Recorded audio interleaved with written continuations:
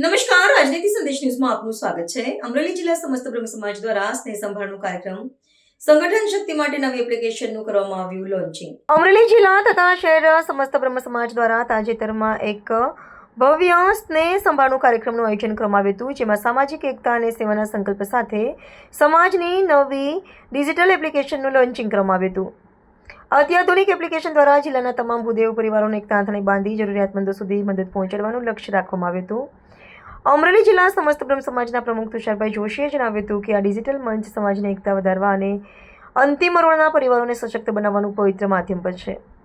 કાર્યક્રમમાં શહેર પ્રમુખ ભગીરથભાઈ ત્રિવેદી, ઉદયનભાઈ ત્રિવેદી, મહામંત્રી તેજસભાઈ ત્રિવેદી સહિત સમાજના અગ્રણીઓ અને મોટી સંખ્યામાં ભૂદેવ પરિવારો ઉપસ્થિત રહ્યા હતા। વડીલોના માર્ગદર્શન હેઠળ યોજાયેલો આ કાર્યક્રમ અમરેલી બ્રહ્મ સમાજના ઉત્કૃષ્ટ અને સંગઠન શક્તિને નવી દિશા આપનારો ઐતિહાસિક કદમ સાબિત થયો છે। સમસ્ત બ્રહ્મ સમાજ અમરેલી જિલ્લાના પ્રમુખ તરીકેનું દાયિત્વ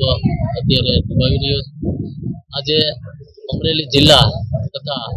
અમરેલી શહેર સમસ્ત બ્રહ્મ સમાજ આયોજિત સ્નેહનું સંભાળનું જે થોડા સમય પહેલા નવી ટીમની રચના થઈ બ્રહ્મ સમાજની, એ બધા હોદ્દેદારો પરિવાર સાથે એક બધા ગેટ ટુગેધર ભેગા થઈ અને એકબીજાનો પરિચય થાય, સમાજના તમામ લોકો એકબીજાથી પરિચિત થઈ અને એકબીજાને ઓળખે અને સાથે રહે,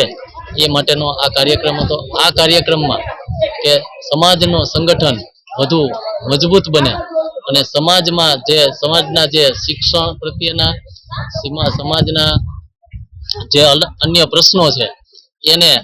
આગળ વધારી શકીએ, સંગઠિત થઈ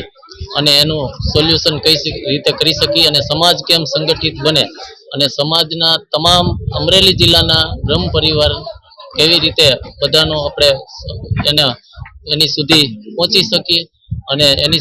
શકીએ અને બધાને એક કરી અને સમાજ સંગઠિત બને, એ માટેનો આ મુખ્ય કાર્યક્રમ હતો। આ કાર્યક્રમમાં